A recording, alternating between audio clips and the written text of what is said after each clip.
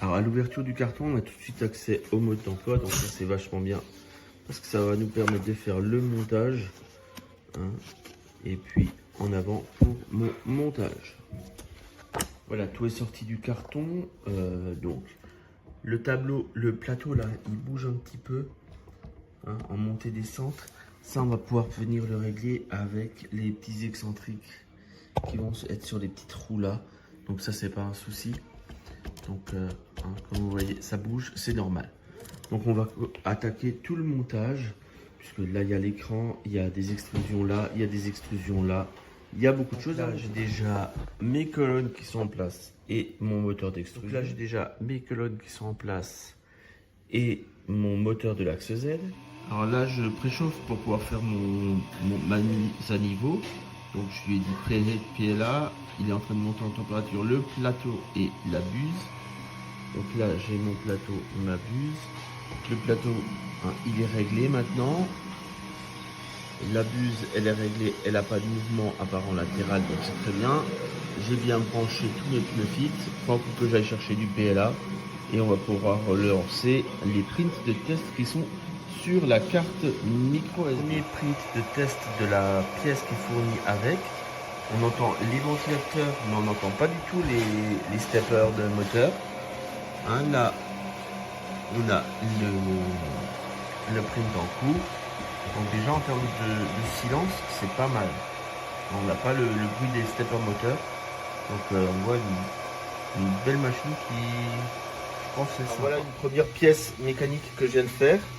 Donc je vérifie juste que c'est bien rond et que ça vient s'enclencher dans le système que je veux. Ouais, nickel.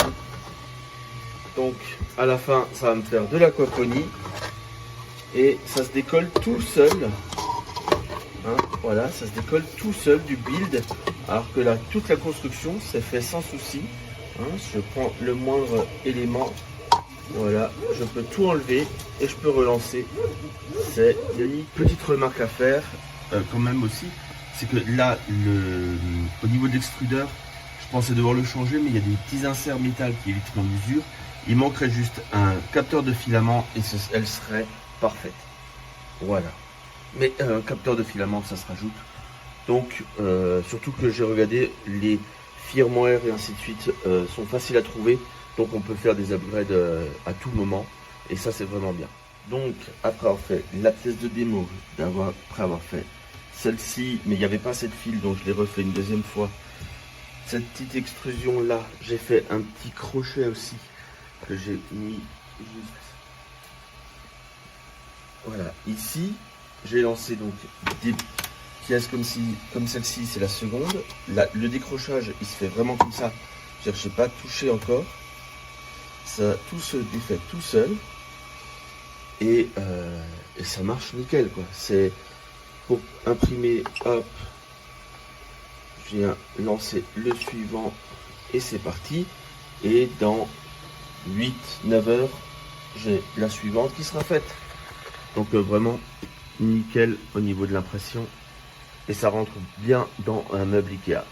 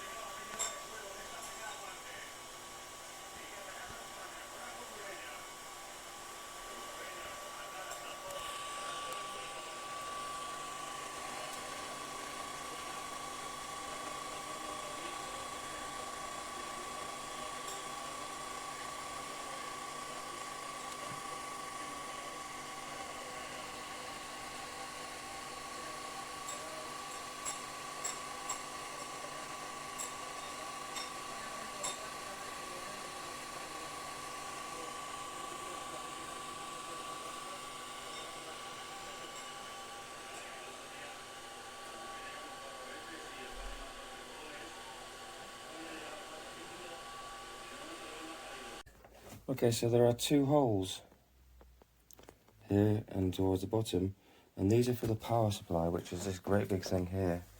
And on the side of the power supply, opposite to where the switch is, you have the two holes. So they'll align up to those. Now this is not in the video because this particular voxel is not in the video. This also not in the video is this. I bought myself a little spirit level so I could make sure that my board was flat, and it isn't flat in this position because it is now, but it was just so I can demonstrate to myself that it was level in both directions. So it's worth having that. Now, so yes, so going back to what I'm saying now, this has to fit onto the rear.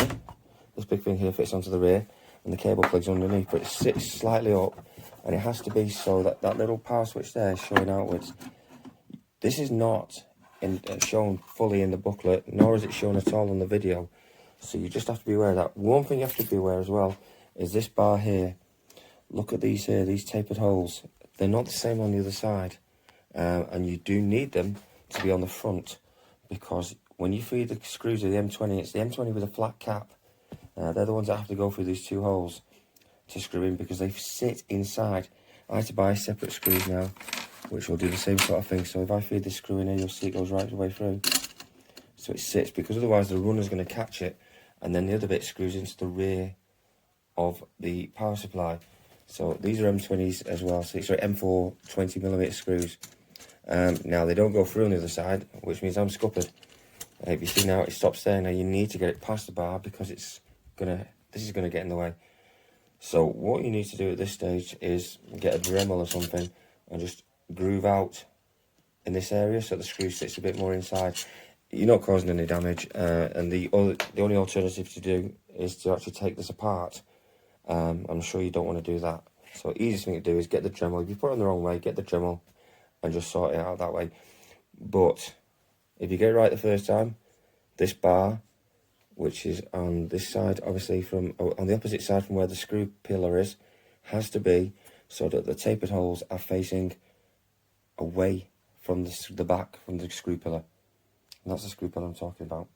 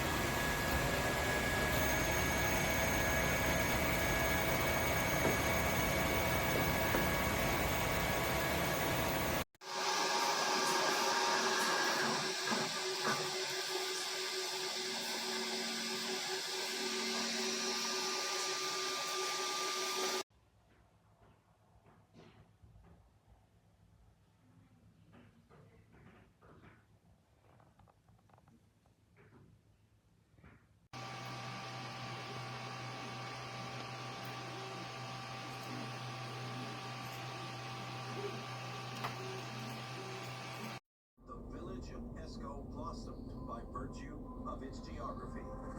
This is a very dry part of Spain, but this